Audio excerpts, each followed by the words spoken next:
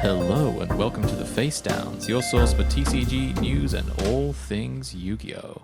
I'm Lucas. I'm Ruben. And I'm Steve. Ooh, Oh yeah. And welcome to the Face Downs After Dark. It's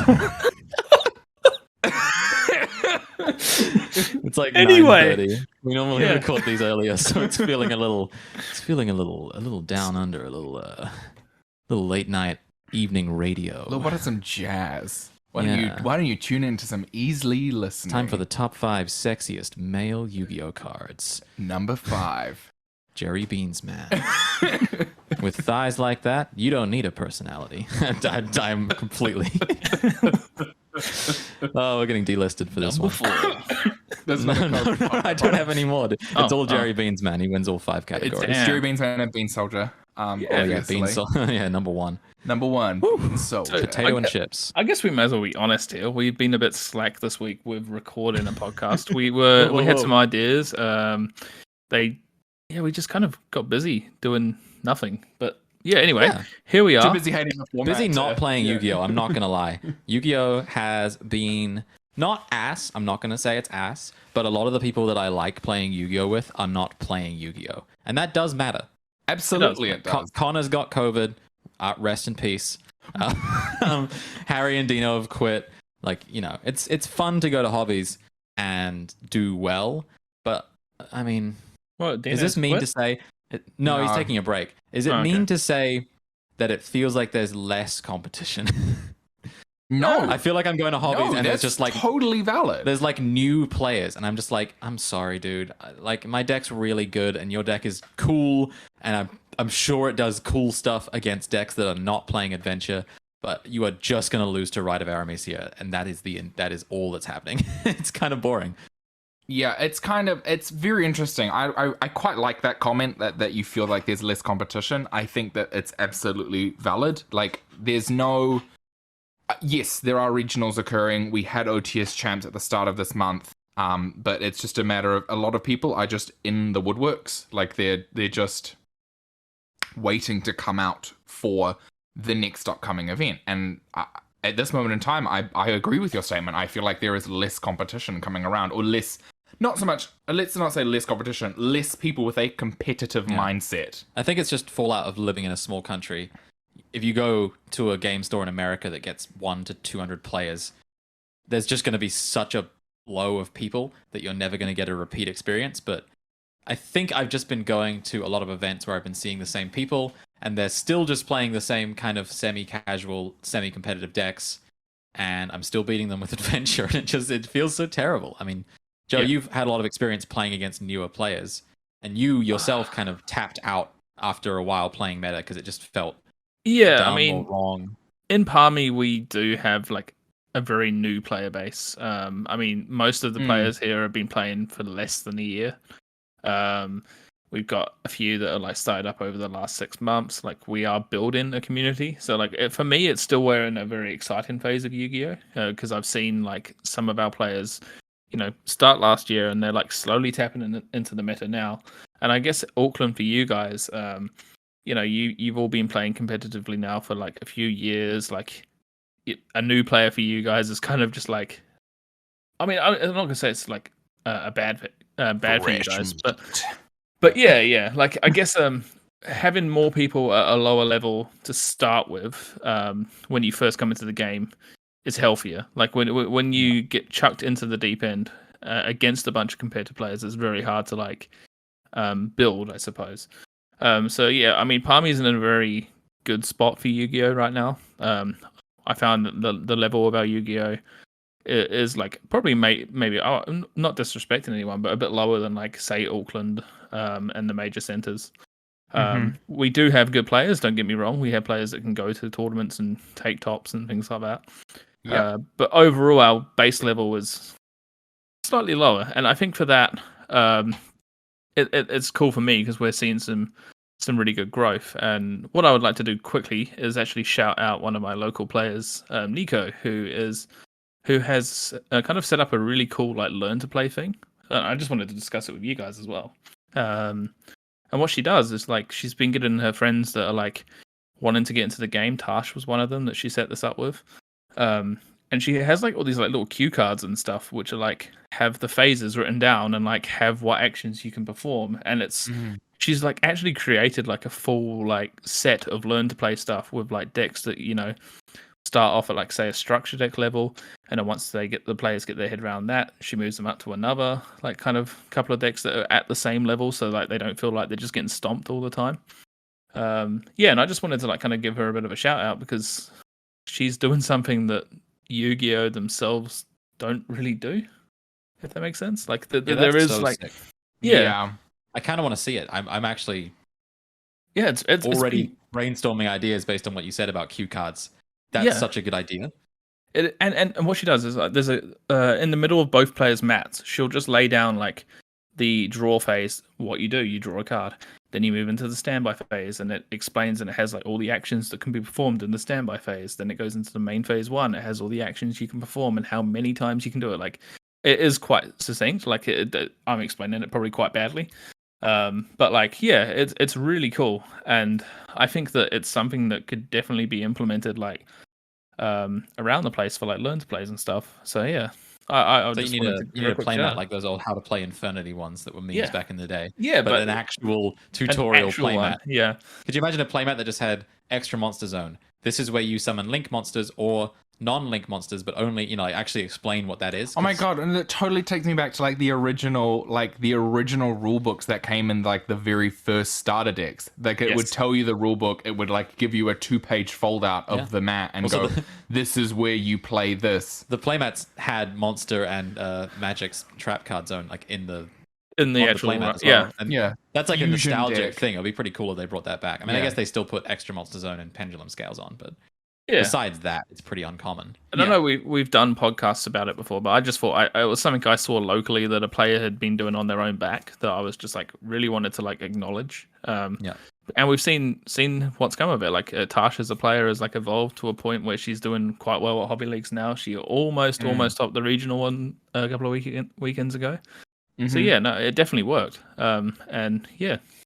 Yeah, I mean, that kind of segues on to like a great conversation, and it's about community, because I feel like at this moment in time, in between like either a solved meta or obviously currently we're dealing with the fallout of the global panorama, pan Despacito, as people like to call it, so you can still get monetized. It's quite hard to find a sense of community, and I think that actions such as you stated with Nico. Obviously, you've done a lot of work generating and cultivating your Palmerston North community, the community that Luke's and I are a part of in Auckland, and I think some of its greater extent, like regions as well as obviously us as the Face Downs having our subscribers and our follower community. It is like something that keeps people together during times where people may feel like lulls in the game and lacking motivation. And I guess, my first question is probably like, do we think that a community is important? I think I know the answer, but yes. Oh, yes yeah. question. Yeah. But no, why is community important? Probably. I mean, for me now, like I'm at a point where like I've done quite a lot of competitive play, but I enjoy the community side of Yu-Gi-Oh heaps more than like the competitive side. I like the fact that we get to go in every week, catch up with these people, make friendships with them, and like you go into Hobby League and you have like a catch up. You end up talking about other things that just aren't Yu-Gi-Oh. You just have a good time, and that's the bit of Yu-Gi-Oh that I really enjoy, and that Palmy has just been doing really well at. Like everyone just gets on very well. They all like help each other out, building things, and like for me, and I think anyone else who plays in Palmy can kind of see that our community has been welcoming new players very, I guess, well. Like no one feels like too threatened to like not join in. So that's what I really like. And I want it just to carry on going the way it's going. Yeah, I think that especially for like Lucas and I, keeping in touch with the people that we first came into the community with has probably been like one of the greatest sounding pillars to like keep bringing us back. Obviously, speaking with great friend Thomas. Thomas does take more breaks than us from the meta, and that's a lot of people do. A lot of people loves to fall in and out of the meta. Some people just go, this isn't for me, I can't do this format. Some people go, it's too expensive, it's just pay to win this format, which I think is probably a bit more of a recent problem. And I think that, some people go, I just am going to, just ride the wave of this format. I'll, pick up what I have to. I'll make my deck adapt to what's currently going on. And I think that, people like to take different paths through each meta. I think ban lists are a really good, like I'd say, a checkpoint for a lot of people, kind of reassessing where they stand within the meta and the community and how they wish to approach going forward. I think some people were very excited this ban list, like seeing the adjustments that occurred and went, oh my god, I can actually play. There's so many cool strategies I can do. And then some people will go, okay, well, what's coming up is not something I'm interested in. So I think I might just pass on this moment in time. Yeah, there's a sort of deck paralysis that happens in a format like this. Yeah, as you described, when a ban list hits, there's no new product really shaking things up. There's a very defined meta. Maybe something we can talk about after dark. Is sort of our community coping mechanisms for that, because I found I can't help anyone, and it would be nice to have some sort of I guess more Palmerston North-esque things in Auckland, because what's driving a lot of people away right now is I've seen people pick up decks, go, oh, maybe this one will be fun. I'll have fun with this, and they just get like bodied, like so bad. And then they just go, well, that was cool. Guess it's adventure or bust, isn't it? And then move on. And they there's kind of like this cyclical thing where they leave and then they come back and they're like, oh, maybe this cool rogue deck. No, that one's also not fun. Maybe if I put adventure in, no, I still have to play the best decks. And that paralysis, I think, is what's harming our enjoyment and our competitiveness right now, because there are a very set number of decks that are viable, and there are huge gaps, I think, right now between viable decks and non-viable decks. Would you agree? I'd agree. Yeah, I think so. And I think it's tough. Like, Adventure has caused a problem. And I know that we have had a full podcast just bagging Adventure. The Adventure podcast. Yeah. But at the same time, like, I have to admit, like, in Palmy, we have a few Adventure decks, but it's not, like, just completely swarmed by them. There's still people playing really cool, fun decks, and they can have a good time at Hobby. There's still the Trap decks that have been doing quite well. Like, we've seen Trap Tricks took out Hobby League this week. So, yeah, like, I guess it's hard, though, because Auckland, being slightly higher numbers, slightly more competitive, you naturally want to play the best stuff. So, like, everyone up there will just want to play that best stuff. And I guess the only way to solve it would be like a non-meta night or something, like a common charity night. But even then, like, that stuff will burn out quite fast too. So, yeah. The tough thing is that in Auckland, there are a lot of stores and everyone's very far apart. There isn't just like a store that everyone goes to once a week to play Yu-Gi-Oh! There are different people who go to Shuffle and Cut, then they go to Dice Goblin, then Card Merchant. So the idea of building a community that's getting excited about a non-meta night kind of relies on your community already being close. Yeah. It's not a solution for when our card store is impacted and feeling like there are less people interested in playing, if those people are scattered and maybe not necessarily close outside of. It's kind of already prerequisite that you have a community for that to be a solution. As much as it's a good solution, I think if you just said, oh, it's a non-meta night tonight, half people showing up wouldn't know, and they'd bring meta, and they'd be like, well, I don't have a non-meta deck, so what am I supposed to do? And we run into the same conversation we had previously of, like, what do you define as non-meta? Like, exactly, like, even, I think, most recently, not to cause any, like, I don't want to stir any drama, but, seeing Wilson post, like, oh, this is a non-meta tournament, and then Ross on his table had a DPE. And I was like, at what point, like... DPE Turbo is probably meta. Like, it's like, at what point, enough. Like, what's your threshold for a non-meta deck? And then it's like, how far in advance do you have to communicate those, and that's not even shade. It's just like, No. Like, he could have been playing DPE in appliances. Like, that's not to say that he was playing a meta deck. It's just that card maybe skews things towards, like, a DPE Turbo kind of thing in a format that should be promoting... I guess, like, fun decks is almost a better way to describe it than anti-meta. And fun is a nebulous term, but we all know that means decks that do things that other decks aren't. Maybe more archetypally specific, or I think locked in a certain way. Yeah. It's rough because I've tried as well to do like a couple of non-meta night things in Palmy, and, like, you don't want to, like, override your normal Hobby League because people hang out to play what's current every Saturday, Yes. And so I had to put it on a Thursday night, and essentially, like, Thursday nights for us have become like this kind of casual thing. There's usually only about 5-6 players will show up for it, and that's completely fine. It's now become more of like a testing night just for like hobby league, or for regionals and things like that. But I initially put a non-meta night then, and the problem for us then was like Thursday nights are kind of hard for people that are working. They don't want to go out and play Yu-Gi-Oh late.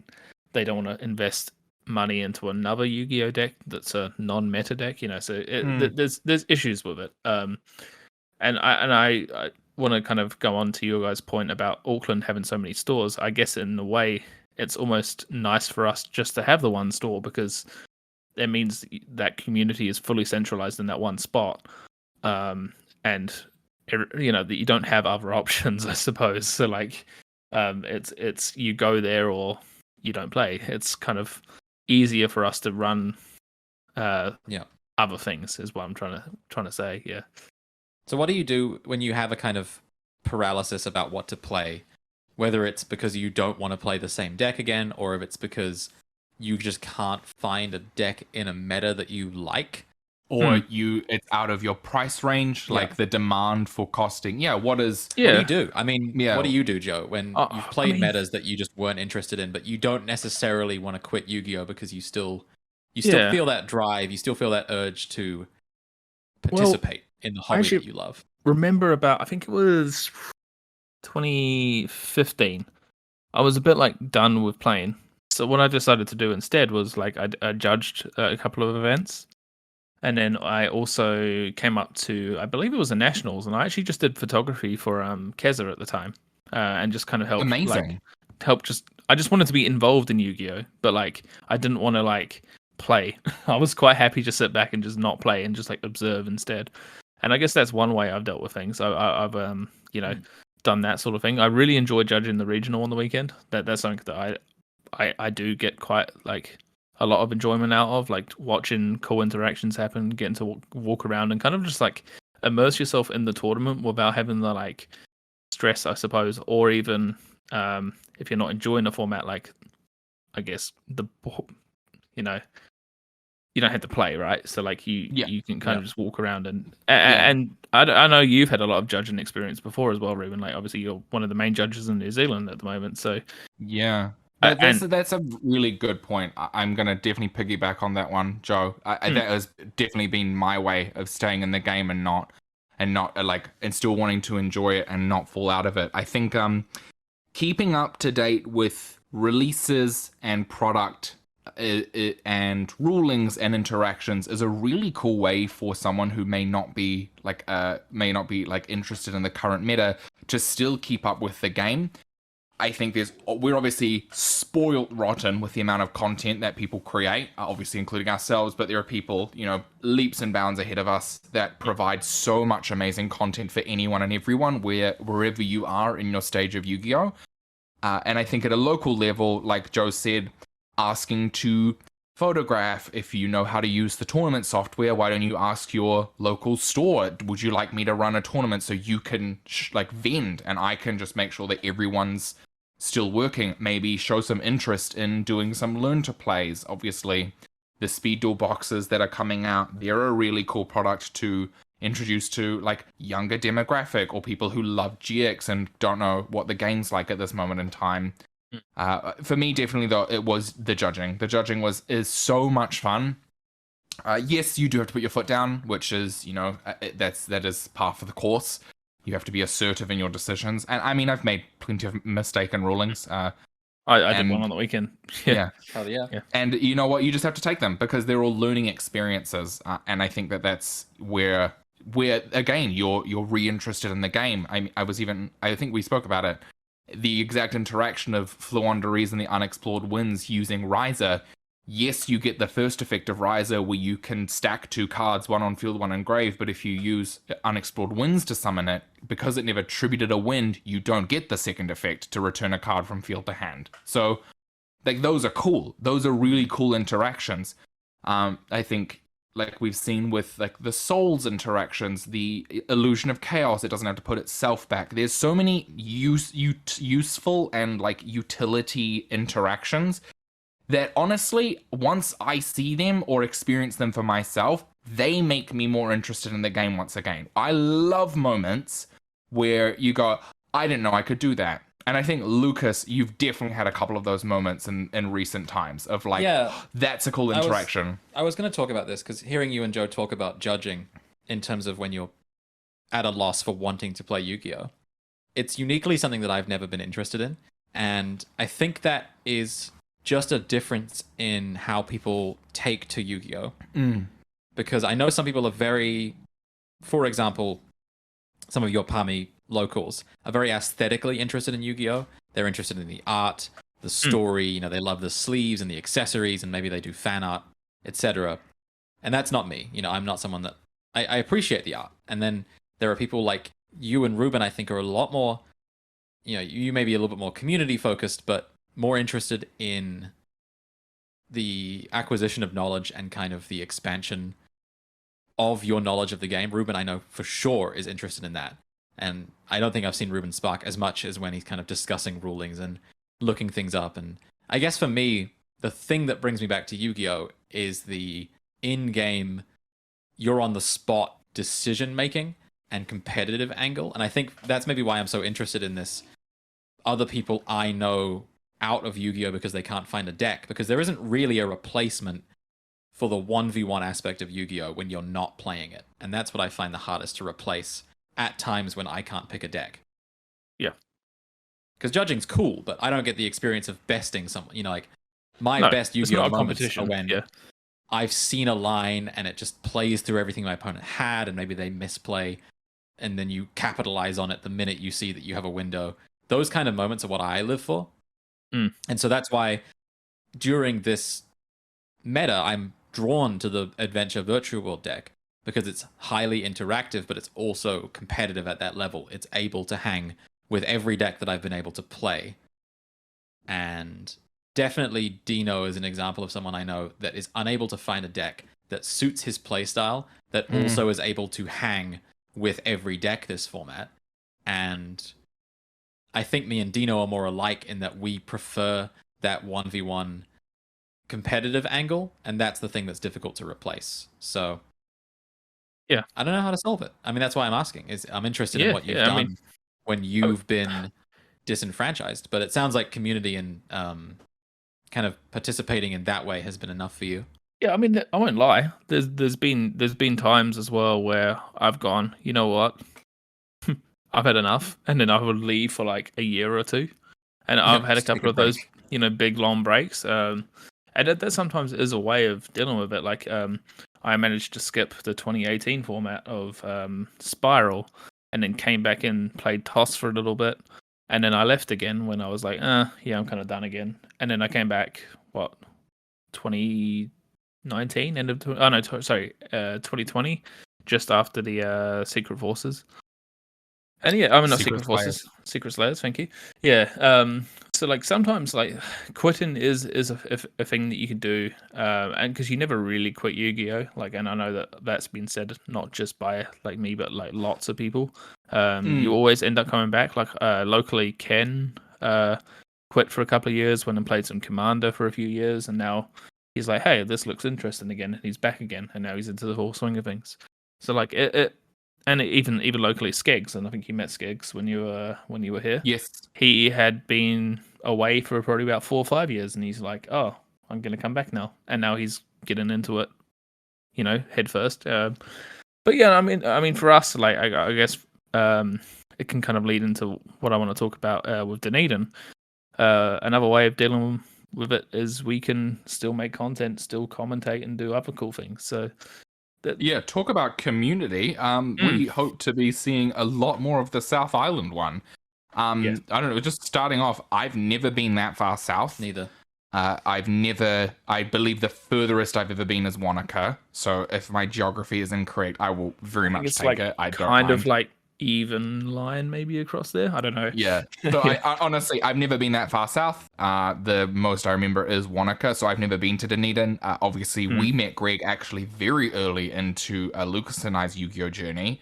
We volunteered for Armageddon in 2019.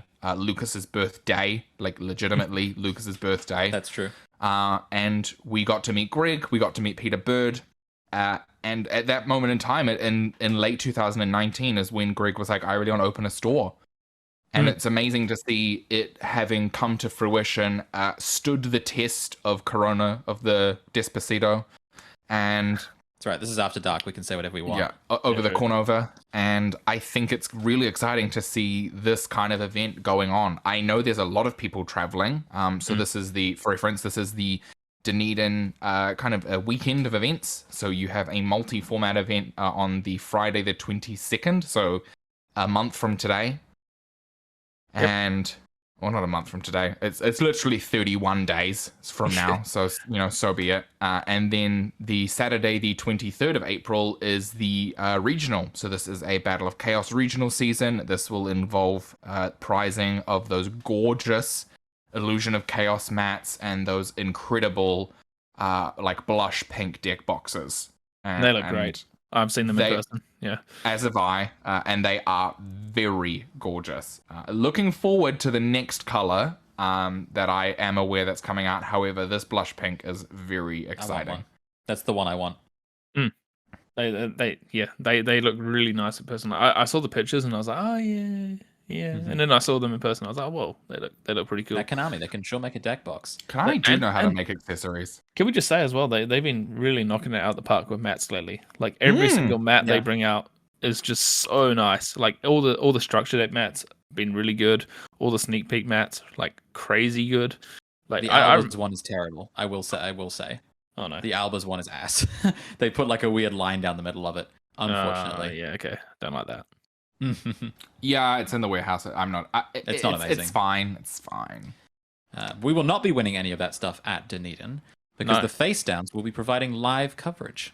Yes, we will. I believe I can probably announce it earlier. I don't really mind. I will be your head judge for the event, and I'm excited to see what people bring and cook down. I think that there's going to be a lot of interesting stuff that goes on. Obviously, Joe's a bit more familiar with the Dunedin scene, albeit a couple of years past you now. Yeah, I mean, but I think that Dunedin it's very diverse. It's a very diverse environment. Very much like Palmy. Yeah, it's very similar to what Palmerston North is with a lot of diversity. I think it's evolved a little bit more from when I was down there. When I was down there, I used to just bully everyone with Necros.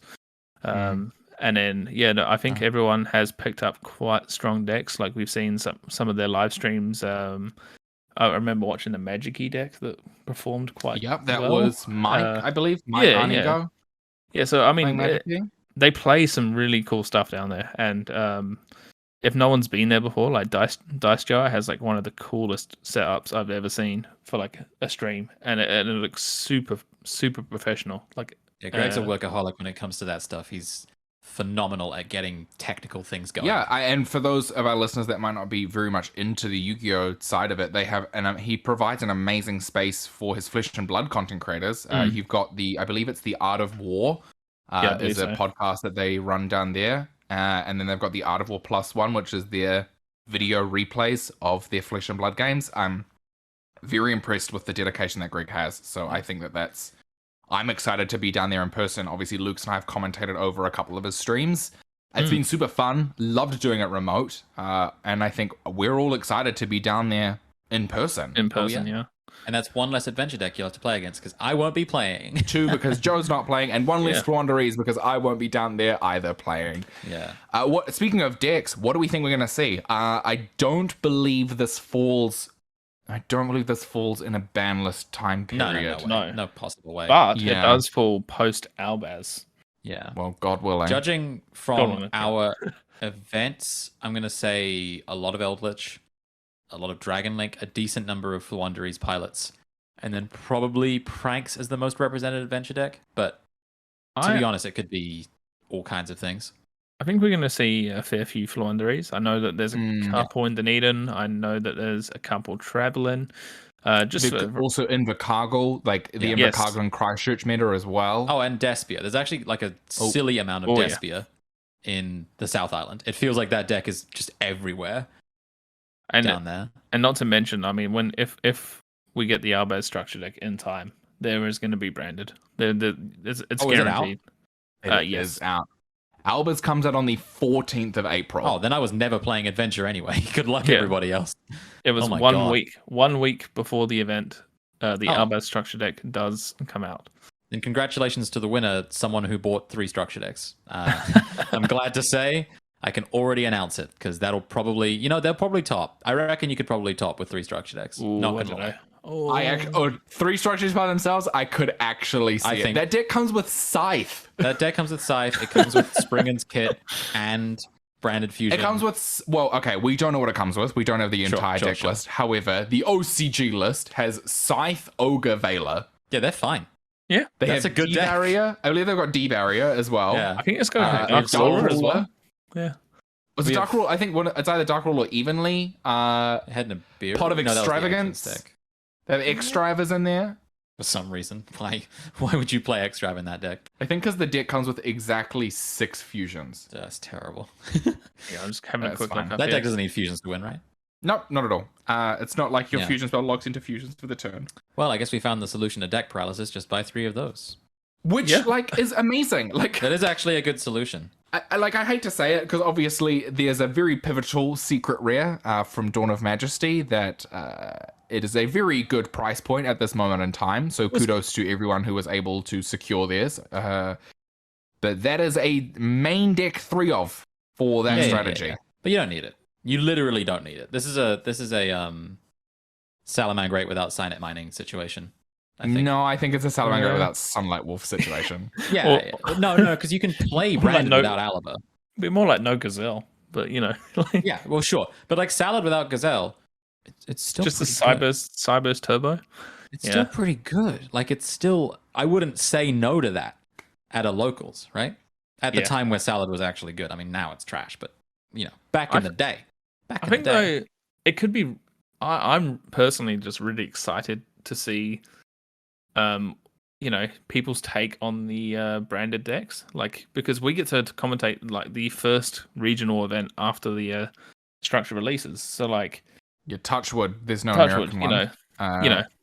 Yeah, that might not be. Yeah. It. Let's see how this goes. We're not going to make any promises. no. Live But like, there. if I may if have we to do get cut it, some with me down. That may be the case. I'll be like, how many people want We're going to be Albus sticks? like the black market. Like, hey, you want some Albus? I'll bring my largest trench coat and stack them all in the plane. $60 a deck. I'll bring an empty suitcase and instead just just stuff it with Alba's structure decks. but yeah, But I it should be mean, fun. if it does go, all things going well, if we do get it, I am personally excited to see all the different variants, and also like I know it's relatively solved, but I want to see someone just do something that no one's thought of yet with it. I That's what don't I'm know excited how for. solved it'll be. I don't think it's solved at all. I think we are skewed visually by the OCG having to play Max C. Like, Yeah. I truly believe also Max, again, they do not have Dragoon. They only just got Fusion Destiny back. And okay, to be honest, that's probably the most sold that the deck is probably going to be is like branded DPE. But realistically, I don't know. I don't really know how that deck's going to shape up here. Everyone seems to be talking about Dragoon. I think Dragoon's a wash. I think Dragoon is not as near of a threat as the Engine plus Mirror Jade would be. I think Dragoon pales in comparison to the combination of Mirror Jade and Destroyer Phoenix Enforcer. Yeah. I think that there's so much room for growth. Obviously, we've got the maximum adventure package as well, so you get to basically play the most broken decks with all the tools and no Max C. Yeah, Crazy. I'm willing to put myself on blast here. I'm gonna make a call right now. I think Adventure branded, it's gonna be a fine deck. I think it in fact will top things, right? I do think like week 1, that's just gonna be like the solved deck that everyone plays. I think it's like the 5th best branded deck. I think Despia branded is maybe 3rd, and there are at least 2 fusion-based combo decks that will just be better. This to me is a Sword Soul Tenyi situation, where in the OCG, it really looked like pure Sword Soul with DPE was going to be the best deck. It was nowhere close to what In the TCG, Tenyi yeah. combo Sword Soul is now, as it's just so much better. Yes, Branded Fusion locks you out of Blink Summoning, so you cannot use the broken link monsters like Hulk or any of that stuff, right? But think of all the fusion decks that are on the borderline of playable that can use this. I mean, Frightfur has been like on the fringe of playability for years now, and its cards are extremely broken. It's just one example of a deck that could realistically take advantage of this. I mean, not to mention there are decks that are still around, like Thunder Dragon or Dragon Maids, just things that no one thinks about. And then when you start to look at them with the branded package, get kind of nutted. Was that a Duelist Alliance in your throat, or? Oh yeah, sorry, I was just clearing that. Shaddoll is cope. Shaddoll is actually bad, but there are some good fusion decks that you could play with this. And I think the reason that Shaddoll saw playability was the addition of the structure deck cards boosting it to playability with Schism. However, like, the best Frightfur card is so much better than the best Shaddoll card. It's not close. I mean, and Toy sorry, Vendor as a card is ridiculous. Patchwork. Fluffle literally have Pot of Greed. They have Pot of Greed. They have Patchwork, Wings, and Toy Vendor. The only thing they're missing is like a win condition. Yeah. And Branded Fusion just gives them a win. I mean, don't get me wrong. I do think there will be some other brews. I think Branded Tri-Brigade is pretty hot.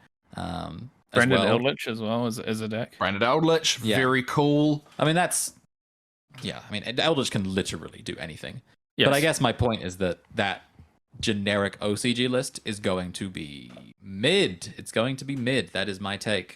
As you think, yeah. I think Adventure is so strong though. I don't know. Like, I think you could be right in the fact that like, it might not be the best as far as like ceiling and power level, but like it's going to be the most consistent maybe because like it doesn't have any specific synergy that I think pushes it over the edge. Where Adventure gets pushed over the edge is in decks like exactly Prank Kids, VDub, and Pile, where it also acts as a combo extender and enabler. Yeah. That's where Adventure gets really unfair, is when the engine that gives you a Nibiru out also makes your combo work. And that's true. Branded, it doesn't have a lot of synergy. Like, yes, Fateful discarding a Branded is cool. It's pretty good. But a ton of decks have that synergy. And I feel like with Adventure, what we've seen is that your deck needs to have some kind of additional payoff to put it above all the other Adventure decks that have additional payoffs. And that's where I think the branded stuff, it's not necessarily great with Adventure, but in the OCG, they're obviously playing Adventure and everything because it basically beats Max C. You know, you can just give them the one draw and then hold the Griffin Rider, use that to interrupt their next turn because you can do it during either player's turn. Like, you know, that kind of stuff matters a lot more over there.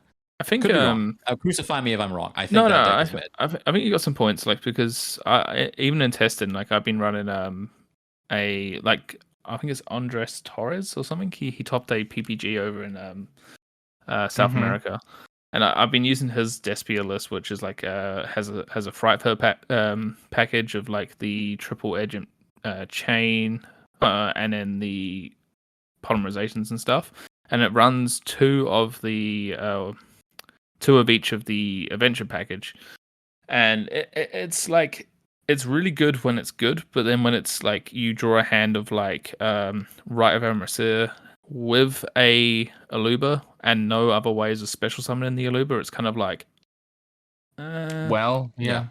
If this was, I mean, in the current build, it's kind of okay because like you kind of just turbo out a Grand Guardian Chimera during their turn is like kind of what the deck is. But once we get Branded Fusion, you really want to get that Branded Fusion. And then if you're going to have those sorts of hands, you don't want any conflict, I find, when it comes to like deck building. You want to be able to do that Albion, Lubellian, like the shufflebacks and fusions, like every turn. Like, listen, if the token or Griffin Rider were a light and that was additional resources, I could see it. Obviously, Enchantress can become a light with Artemis, but like the token is a fairy. The token is a fairy, but that doesn't really do too much. Yeah, no, not really. It's not a fairy deck, even though it tries to be sometimes.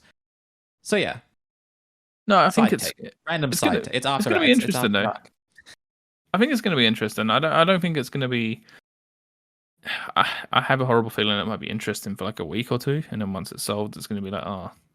See, I think by that time, though, we'll see a ban list. I think that essentially, with Dimension Force coming out the 19th of May and this structure coming out hopefully in New Zealand around 14th, 15th of April, we have like sub a month to test out the format before they attempt to do a reset. Obviously, I have no inside information.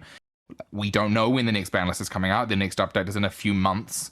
Yeah. And I think that it's logically it's May to be around core sets, because that's when they want to do their next, assumedly seasons of events, like we've seen with Burst of Destiny and Battle of Chaos. Also, thematically, your May set is the last one before a Worlds. Now, that may be very optimistic if that was to go ahead this year. However, the May set is the last one that's generally Worlds legal, I believe, unless maybe the Worlds list comes out in April. I can't remember off the top of my head, unfortunately. I mean, what is this that you're talking about? It's something that hasn't happened for literally 3 years. I've never seen one. So it never happened. I think that is unfortunate. The ban list coming up is going to be one of the hardest ban lists that Konami is ever going to have to tackle, because in recent times, it usually stands out what the problems are. You look at TOS format, there was only 3 or 4 decks where you're like, okay, well, if we hit this card, and this card from these decks, like, you now have to play the newer decks, newer stuff. At the moment, there's just so many things out there. I just don't know how they completely format reset.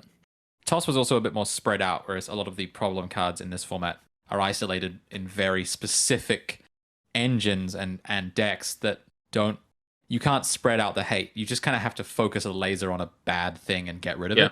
Yeah. But it's also a bad thing that's making them a lot of money. So it's hard for me to imagine that they do anything to fix this format. I think Branded will shake it up enough that people won't be that sick of it. What's also, Branded is very budget friendly, and Konami, albeit as they may, co-money, buy. Like, this is a very good strategy. It is a structure deck for $45 or for $60. Like, you are purchasing a very good strategy. This could have easily been in Ghost from the Past 2 as a broken up. This could have easily been Ghost from the Past 2 as an imported. It could have easily been in Dimension Force as like 6 secret rares out of the 10. Like, there's many ways. Time. There is still time. God willing, for them to announce Branded Fusion as a secret rare in DIFO. I mean, it is possible. Yeah. Let's not get our hopes up. Like, you're right though. Like, thinking about it, if you were new to the game and you're like, right, what do I play? You could literally pick up the the maximum gold or whatever that set was with the Eldritch in. You could buy that engine for like $20 and then buy 3 of the structure decks. So like, give or take a few staples, like probably for about $100 or $150, you're gonna have like a near complete like deck that could probably go on top of regional if you pilot it well enough. Like 1000%. Absolutely. Yeah. So there's still budget options, and I think that's always a thing that we need to like kind of acknowledge in Yu-Gi-Oh. Good structure decks promote budget options. People want other people to succeed. That's just like how our community wants to be. I actually think they're like necessary. But I think it's a matter. It's like, I wouldn't say that the New Zealand, or like, and I'm gonna say in the New Zealand Yu-Gi-Oh environment, I wouldn't say there's a lot of like gatekeeping of like good strategies. I think also due to the access of content creation, the ability to like keep things secret is very limited. So people want to see competitive strategies at a very competitive pricing. I think it's very appealing for people, and it benefits everyone in Konami. Like, they want to see people go, yes, I can play this strategy for under $100, under 200 New Zealand dollars. Like, there's that's healthy. That's healthy, and it is necessary. And we've just had clunker after clunker of structure deck that like, there's just been no ability to grow. There was no competitive structured ice barrier deck. Yeah, that's the problem when there's no structure decks, is there's nowhere to start building a deck. You literally have to hand someone a list of 40 cards and go buy all of these. Yeah. And that's quite daunting. You kind of want someone to be able to go, here's a deck, there's 30 good cards in it, you just have to swap out 10 and you're good to go. I felt that way about Dinos. It's like, yeah, take out the Megalo Mashers, but Survival's End is like pretty good. You could probably keep playing that, and you could play 3 Lost World, and you can play 1 Misk now, but for the longest time it was so easy to say to someone, get this, keep the 3 OVs, the 3 Misk, the 3 UCT, and all of the good cards. You're about 27 cards at that point. You only have to put in like some hand traps, and you're pretty much Shadol done. deck, you're like, grab 3 of these, see if you can find some like cheap invoke stuff going around. At the time. Before everyone clicked on. But some cheap Keeper of Dragon magic or whatever. And Well, then even when traps though, like just buy some traps, trap play trap dolls. dolls. Yeah. Yeah, there was so many different things, but it was like when the ice barrier structure came out, I was like, well, I don't. If you swap out these 37 cards for a full Mermail deck, you're on the right track. Yeah. You can play 3 Crackdown. Yeah. Yeah, exactly.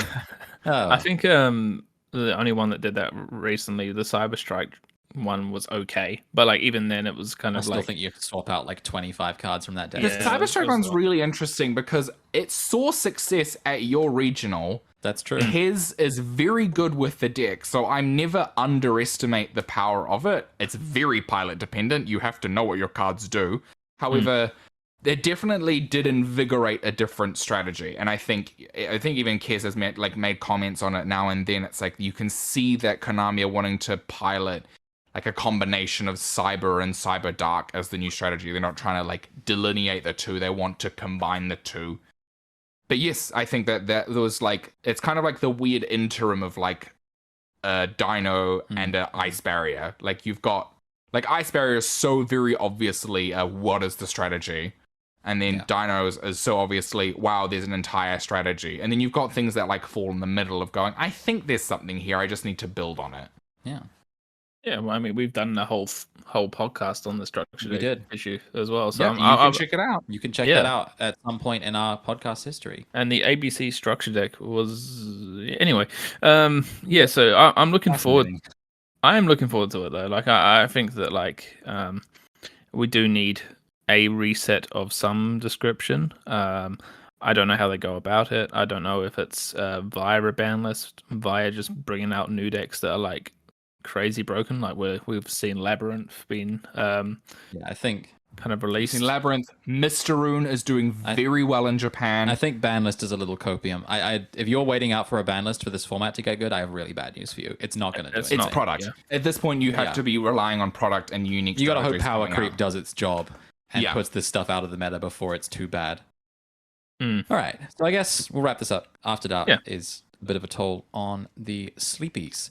Oh, it But is, in yeah. conclusion, talking about that sort of deck paralysis, I guess closing thoughts in terms of deciding on Wait and see if what to Brandon do. does anything. Yeah. And then Yeah, I mean, it's a couple of weeks away from that release. yeah, I mean, And I there's think going one to be a interesting little bit thing of that. we identified was, everyone has their own way of dealing with it, and I guess the best thing to do is find out why you actually like playing card games is important, because Yeah, is it the strategy? Is it Yeah. the competitiveness, or is it the people? Because at that point, if it's the people, yeah, enjoy your social interactions with them outside of the game. If you've made some amazing friends, ask them out to dinner. go get a drink. Yeah, Go get a drink. Go to a ramen bar. Go enjoy like a teppanyaki. There's so many cool things that you can do with people outside of a social environment. And I think what the Yu-Gi-Oh community does provide to essentially everyone is a place where you can meet like-minded people and people that share your interest, and you already have a common ground with someone. There is no icebreaker of like, what do you enjoy? You quite obviously both enjoy this card game. Yeah. Yeah. Or Build you a- can stick it out and just say, you know what? Even though I hate it, I'm just going to play the best deck. I mean, I got to give respect to Aaron Dennis that he has played some of the worst formats of all time, and he plays the best deck during them. He played during Full Power Spiral. He's playing Pile now. That is a way you can approach it, is Yep. to just brute force it and go, I don't have to like the deck. I'm going to play the best deck. That's a way you can be. And I honestly feel that way sometimes when I'm out of the game. Is like, well, I'll just play the best deck because I like the competitive side. Yep, swipe your credit card and get ready to Duh. have some fun. Or The you credit could card even people do swiping. big money wasting things like buying a full Duelist Alliance cube. Like yeah, just and you have the toss cube. Just build like fun decks from previous formats and just. Oh, that's Well, a yeah, great if thing you- actually. Sorry, I'm totally going to pick up that on my closing thoughts. Max out some cards. Enjoy Just some buy high some- rarity. Just spend some money. If you're Spend money, not yeah. hottest on the meta right now, but you still want to enjoy the game, Yeah. add some pretty to your decks. There are some great little upgrades you can do. There are some very cost-effective upgrades you can do as well. For some people, Maybe that it's- is the fun part. Yeah. Maybe it's just like swapping out your, unlimited editions for first editions, or getting a super rare of a common that This you have. This is a subtle reminder to get rid of your unlims from the face Hey, down. what? Hey, wait. The OTS print. ODS print. But yeah, maybe yeah. get like a nice super rare. Or if Yeah. you like the old print of a card, why don't you go find that one instead? I'll Like, go get some First Ed Ulti Dark Claws. How about that? Yeah. you better. As soon as you find them, let me know. I'll put That's them right true. next to my first Ed Sky Striker ultis. Yeah. Yeah. Well, actually, old formats also, if you really like the competitive stuff, I think that's actually good because Yeah. it's still competitive 1v1 Yu-Gi-Oh! And but it it's- teaches you as well. And like it teaches you old stuff, and it's also separated from necessity. If you're sick of 2014, you can go play 2012. If you're sick of that, you can go play 2018 for some godforsaken reason. You can actually move around and be mobile. And I think that's one thing Yu-Gi-Oh! Doesn't have, even though it's an eternal format, is mobility when it comes to your experiences. So that's another good one. If you like competitive stuff, you're burnt out on the current meta. Old format seems to be the ultimate healer. Even like friends of ours like Harry, we played some plant synchro against him, and he's like, man, this is fun. This is so much more fun than current Yu-Gi-Oh! And I do sympathize with that as much as I'm enjoying my tier 2 deck. Yeah, I can understand why people would prefer to play Duelist Alliance format. I totally do. I think there's so much versatility. And hey, if you enjoy playing old formats, be sure to head down to Dice Jar Games. True. And hop on 6:30 Friday, the 22nd of April. I think that's going to be a great time. And if you want to play some current format and potentially enjoy the Wrath of Branded, be sure to head to Dice Jar on the 23rd of April and sign up for the regional. you could be featured on stream and have us commentating over the top of you. So Yep, I will. Yeah. We will say you can't do that, and then you absolutely can. That's happened quite a bit. You can't do this, and then they go, no, you absolutely can. And that's fine. And I think that you've got so many options. If anyone out there is feeling a wee bit burnt out, it will pass. Every valley rises to a mountain. So you will always find a peak after a fall. And I think that there is, a peak on the horizon. I think personally for me, the next two upcoming sets I'm so excited for.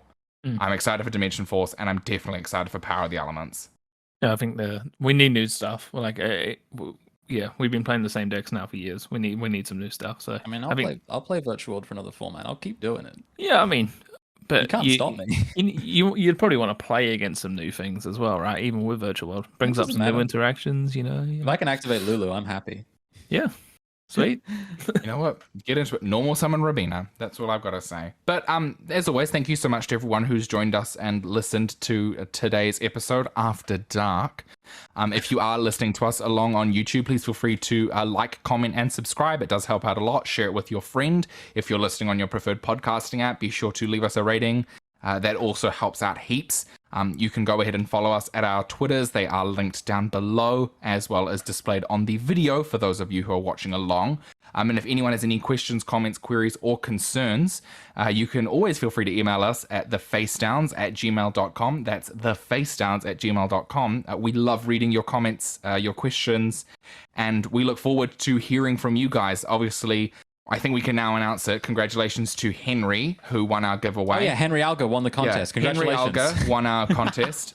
Congratulations to Henry. So we'll be sure to provide you an amazing t-shirt and a Shadow Showdown structure deck mat. And thank you so much again to everyone who's entered. We look forward to our next giveaway coming soon.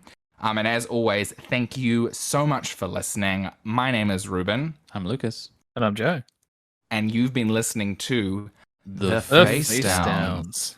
After Yeah. Dark. Oh, we were in sync, Joe.